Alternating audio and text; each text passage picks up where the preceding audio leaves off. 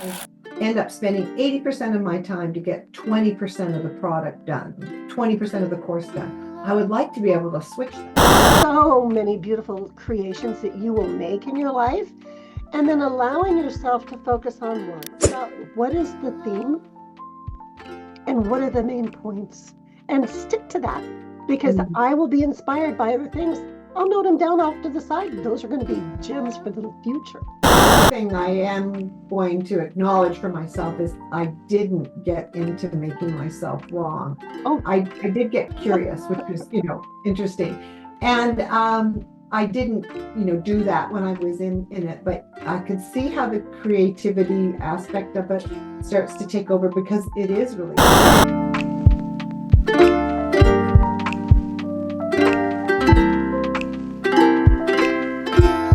to the Healing You method with Gloria Lybecker. Hi, Gloria. right.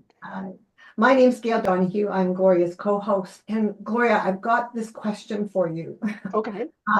It's something that I just was obvious to me this week, but I'm really curious about how you would see your method helping me. Okay. I was getting ready for teaching a course, and typically I spend quite a bit of time getting ready for my courses because I really care about them being experiential and impactful and meaningful for all the participants. Yeah. What I do notice is I can also spend a lot of time finding more and more and more and more interesting information and getting into the situation where I want to get more. There's a sense that more is better. And then I end up spending a lot of time, and that gets frustrating.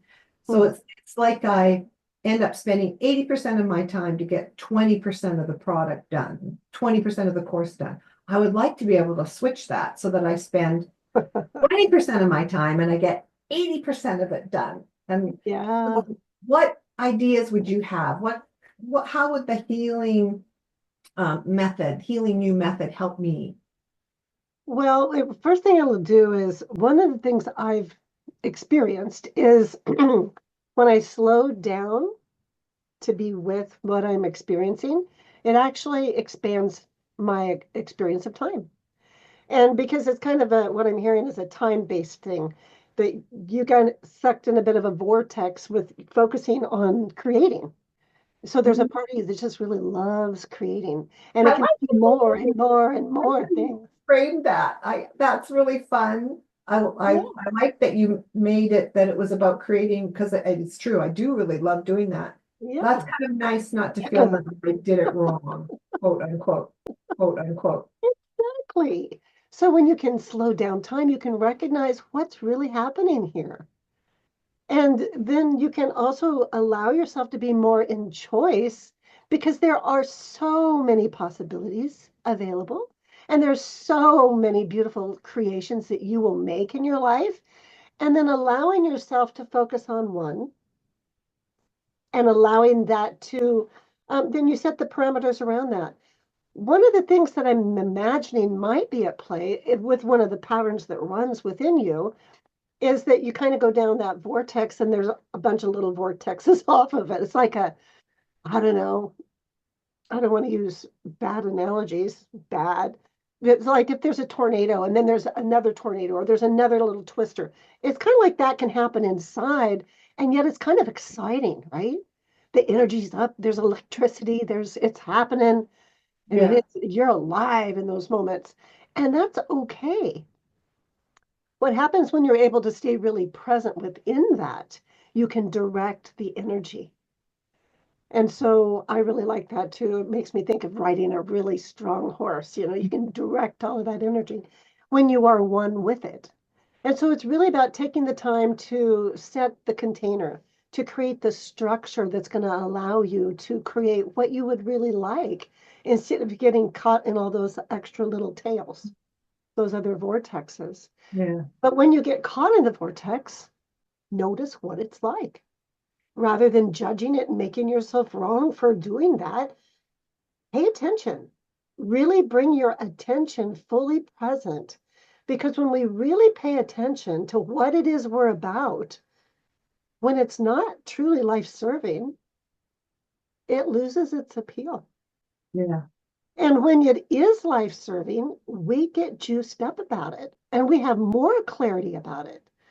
And so when you're wanting to do something for like when I'm going to teach a course, I think about what is the theme and what are the main points and stick to that because Mm. I will be inspired by other things. I'll note them down off to the side. Those are going to be gems for the future. Yeah, But allow I yourself to connected a bunch cultivate. of gems. Well, I there's did. so many gems. There are so many good things in this world. And Mhm. yet, which ones are the ones that are on your path now? Because I'm not here to do everything. There's enough for everybody. I'm here for my purpose. I'm going to keep myself honed in on that truth. So, what is it that comes up for you hearing that? Well, I mean, one thing I am going to acknowledge for myself is I didn't get into making myself wrong. Oh, I did get curious, which was, interesting. And I didn't, do that when I was in it, but I could see how the creativity aspect of it starts to take over because it is really fun and exciting. yeah, And I how much of that was like, oh, I need to, just make sure I'm covering everything. I think that's a good question that I'm going to keep first and foremost.